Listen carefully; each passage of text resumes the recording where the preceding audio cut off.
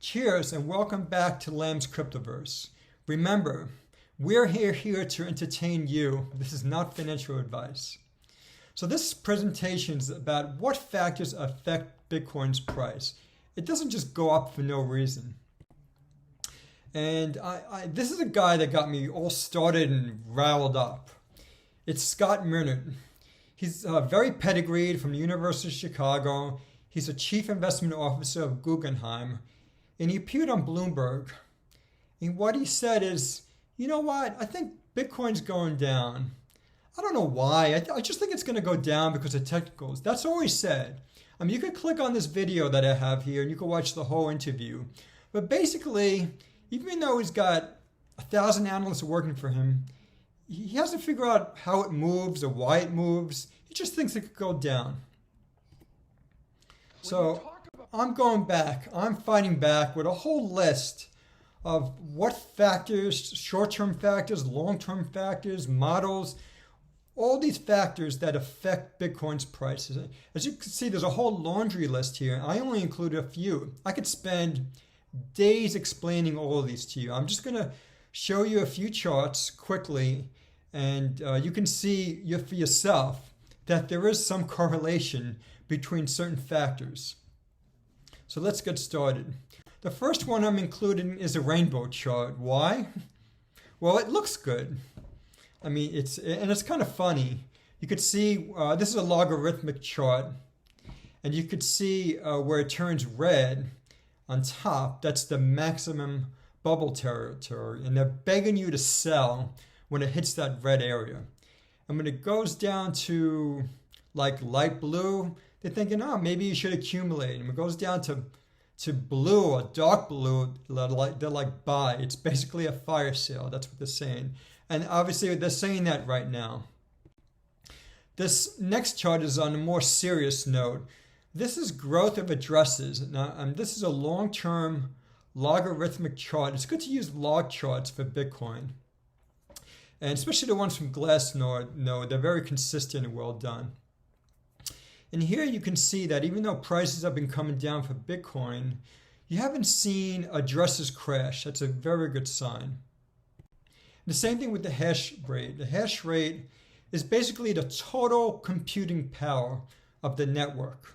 And this is related of course, to the miners that are on the network, the miners that produce the coins. And you could see that we've had a few declines in the price of Bitcoin going back to 2014, actually 2012, 2014. Everyone knows about the 2018 decline, and you've got the recent decline. But despite all those declines, you could see the hash rate has been pretty consistent if you use a logarithmic curve. The next one I like a lot, the stock to flow model, because it's actually telling you two things. One, it's telling you the stock to flow, but it's also showing you the halving event. And for people that don't know stock to flow, it's basically an inflation rate.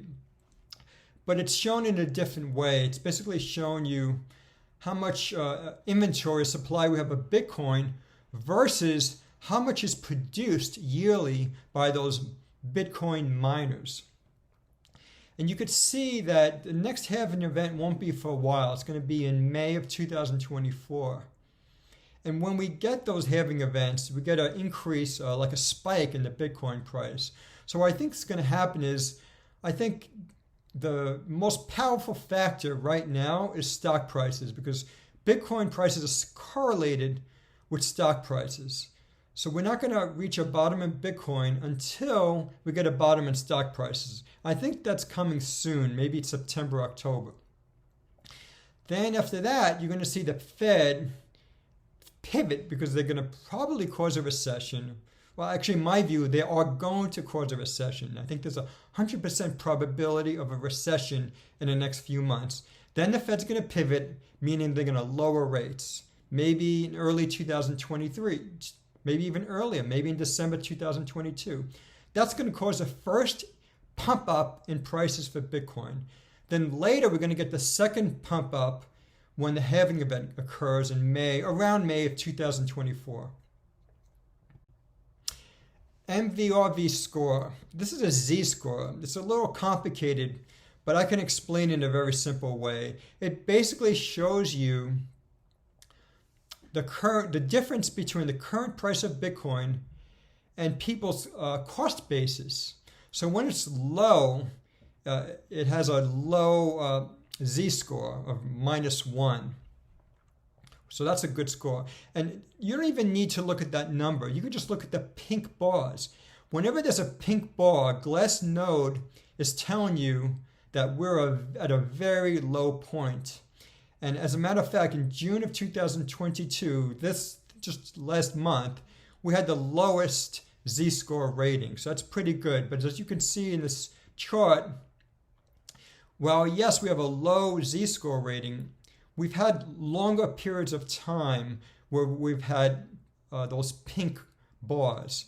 So this, to me, is telling me that this bear market can continue for a few months. We haven't hit bottom. Many people saying we hit bottom a week ago because Bitcoin started rallying with the stock market. I think, as I said earlier, that Bitcoin is, because it's correlated with the stock market, it's rallying with the stock market.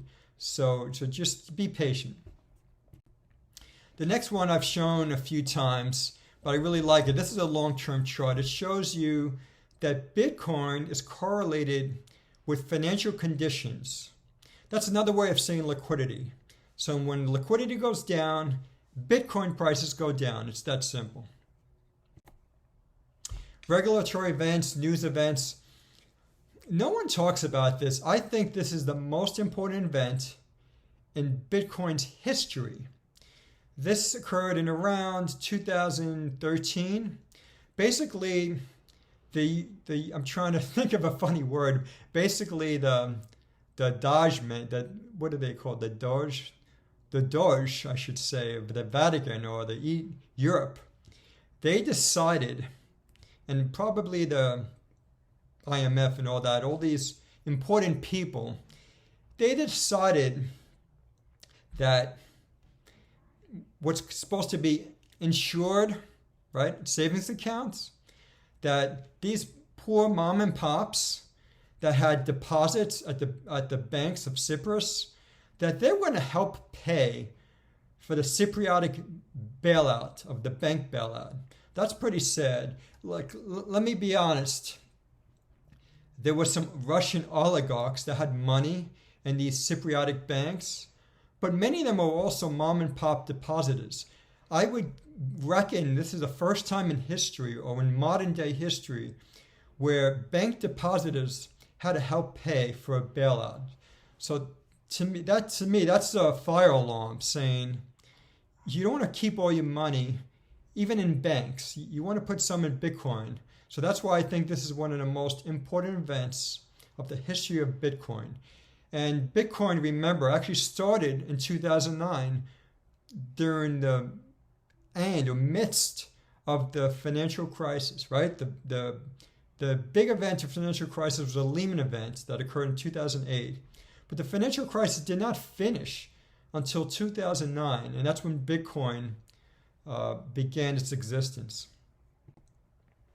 So what's the key takeaway? Well, I want to go through this quickly, and then we could dig down later on, but I just want to show you that you can't be like, you don't need to be like Scott Minerd of Guggenheim.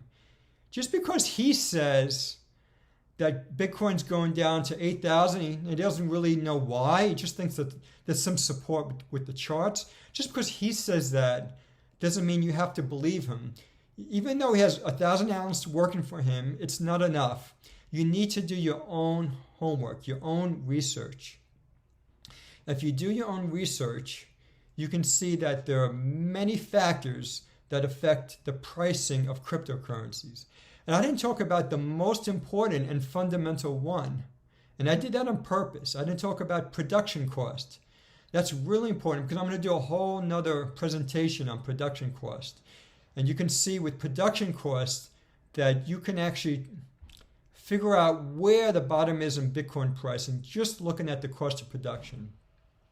And one last footnote is that when you're looking at charts, I want you to be aware of the data.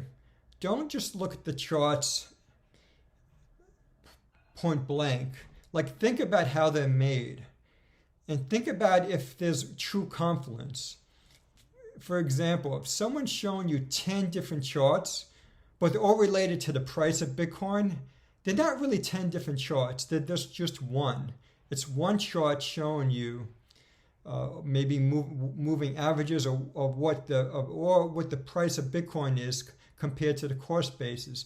So you want to make sure you know what the data is and if there's any flaws in the data. So thank you everyone for listening, and I hope this was informative to you.